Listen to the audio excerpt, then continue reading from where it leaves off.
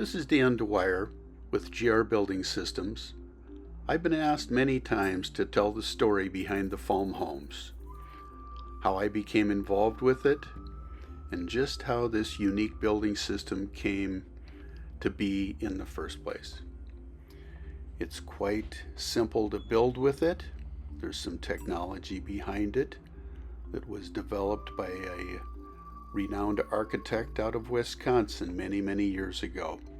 He had patented a system he called the MacoTherm system and had built a number of houses in Milwaukee. I believe he built a house for a developer in Florida many years ago.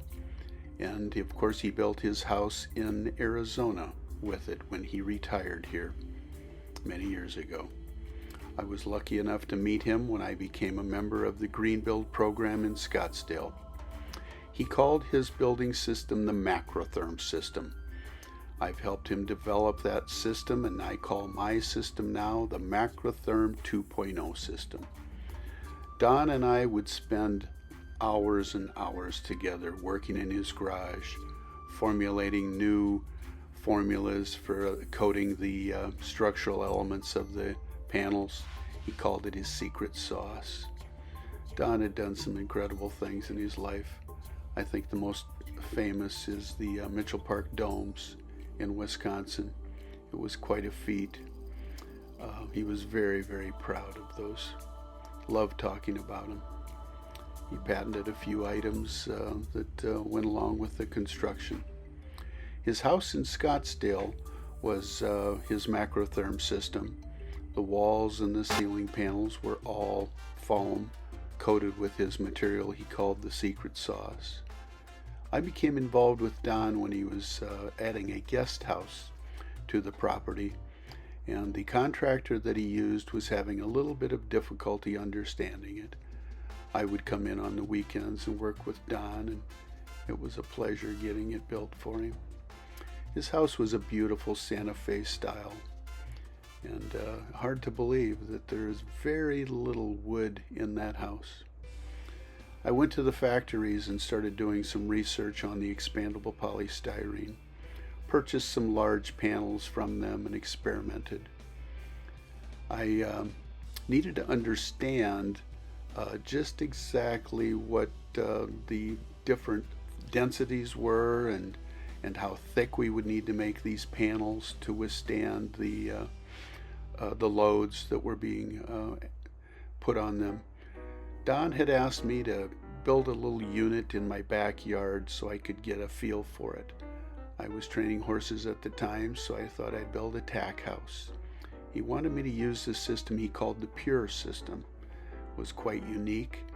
The foundation was foam, the walls and the ceiling all foam, no concrete at all. We started off doing corner fire tests with the building system. We needed to prove that it could withstand the flames that were required through the International Building Code. Of course, after that, we started doing load testing on individual panels and testing different thicknesses of the coating, different thicknesses of the panels, and of course, different lengths of the panels. We also did some testing where we would put two loads on the panels. This was just one singular load. You can see the coating held together incredibly well. Now, Don wanted me to improve the MacoTherm system, so I incorporated concrete and steel within the system. I was building some luxury houses in North Scottsdale at the time, and I was able to incorporate some of the ideas that Don had and I in strengthening the MacoTherm system. I did an entryway to a house with foam panels, blended it into the wood frame part of the house. You can't tell. It was very easy. The foam was terrific because you can radius it and do curves and just about any shape you want. It came out beautiful. I thought I'd start and do a small guest house with it to get a feel for it. It went up 3 times as fast as wood frame that I was used to building with. That house sold, and the new owner wanted me to build a saloon in his backyard attached to his garage. So I did that using the MacoTherm 2.0 system. We did a little bit of concrete and steel within the system. This western bar was very, very heavy. We had to make sure that it would hold onto the walls there. The scrap material we brought into the backyard and made a big koi pond out of it. I've done a number of workshops over the years, and people have really enjoyed them. I think we'll do another one this fall, 2024, in the fall in Arizona. I started off doing some tiny houses when Don was still alive, and just to get my feet wet and to show the system. We did a little unit at a organization called the Shemer Micro Dwelling Show. It was sort of a tiny house. People from around the valley would come with their little tiny houses and their ideas, and they put them on display in Arcadia.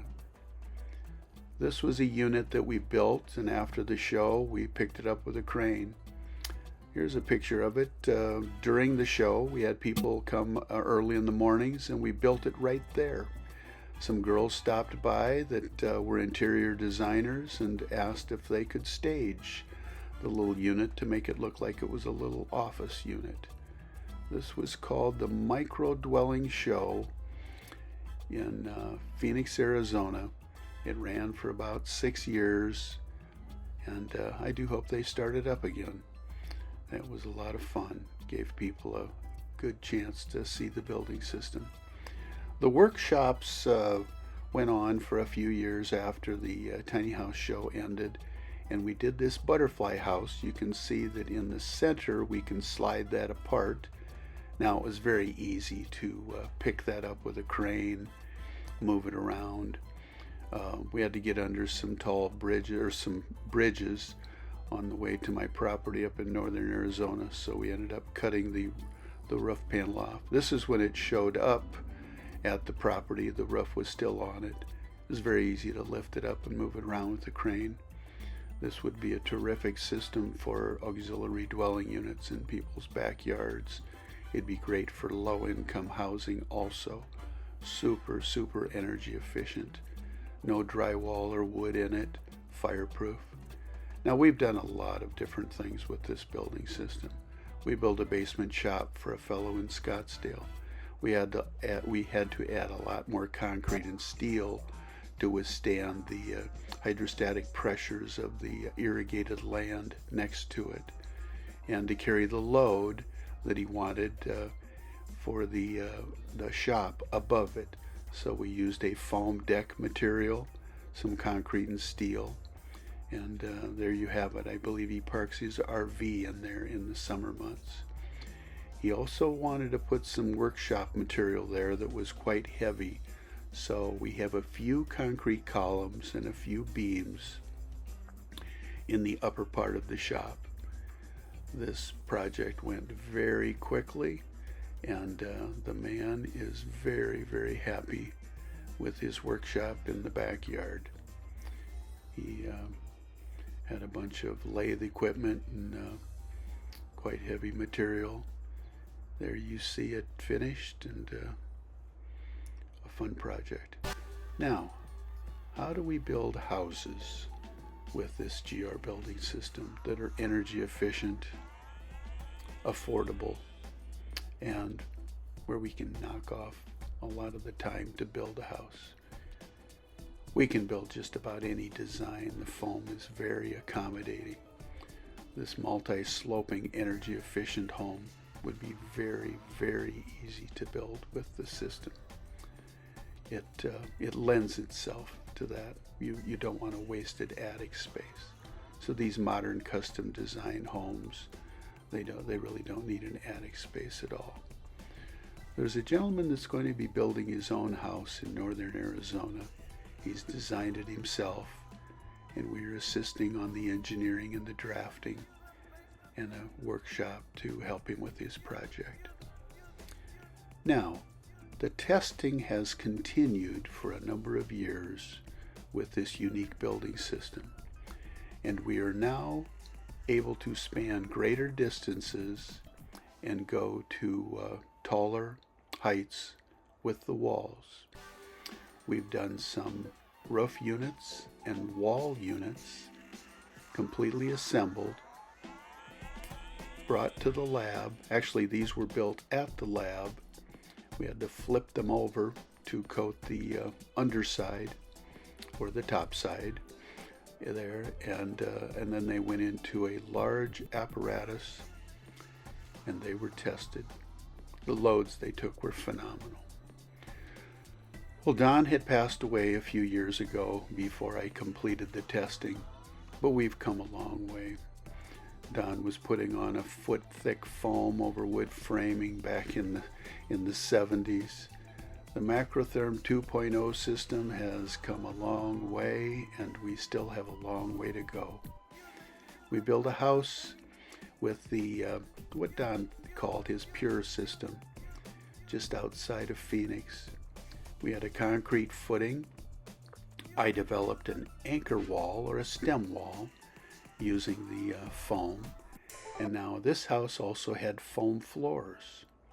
It was incredibly well insulated. Don wanted me to stretch the envelope a little bit, so I did a radiused roof in the kitchen area with this house. Took a little bit longer, but it turned out beautiful. This was sort of a rustic Santa Fe house, so the building system lent itself very well. Now this is the great room. I used Venetian plaster right over the top of the secret sauce. Turned out beautiful. Used scraps of foam to build that fireplace. And now here's that barrel vaulted kitchen that I was talking about. It turned out beautifully. The people that own the house now love sitting in the backyard enjoying the desert. We have a place under construction in Mare, Arizona right now, summer of 24. I'll go through the steps so you can see exactly how this is done. We start off with the anchor walls that are attached to the foundation, and we'll bend every other pair of the rebar into a bond beam to lock it down so there's no way high winds or earthquakes or anything else could pull it off of the foundation. We simply use a high-strength adhesive to glue the panels together, and we go up horizontally in 4-foot lifts. So here you can see the adhesive being added to the anchor wall, and then the panels glued to that. The garage will be 10 feet tall, so we started with a 2-foot anchor wall and 2 4-foot columns. We'll bring that up to 10 feet. The concrete columns around the doors and windows give added strength to this building system. Now these 2 rebar will carry the load of a beam, and there is the bracket that sits on the top of that column. This area had some high winds, so we did some bracing while the concrete in the columns and the bond beams were curing. We wanted to make sure that this building was going to stay level and true for the whole construction. It's very easy to build. The beam was placed by a crane. It's quite a large beam. It's going to carry the load of the roof going 2 different directions. So we wanted to make sure we had a good sized beam there. And above the garage door, we put a beam there for the strength that needed for that opening. Now you can see the rake wall, or the sloped wall, that's going to be the lower slope going back that direction. In the garage, it's a little harder to see, but there's a little slope there. It's going to look like a flat roof when it's finished. I should talk a little bit about the scrap of material. Now all these little pieces are going to be used for the sloped or the rake walls. I'll add more video to this as we go on and help you understand this building system even more. Thanks for watching.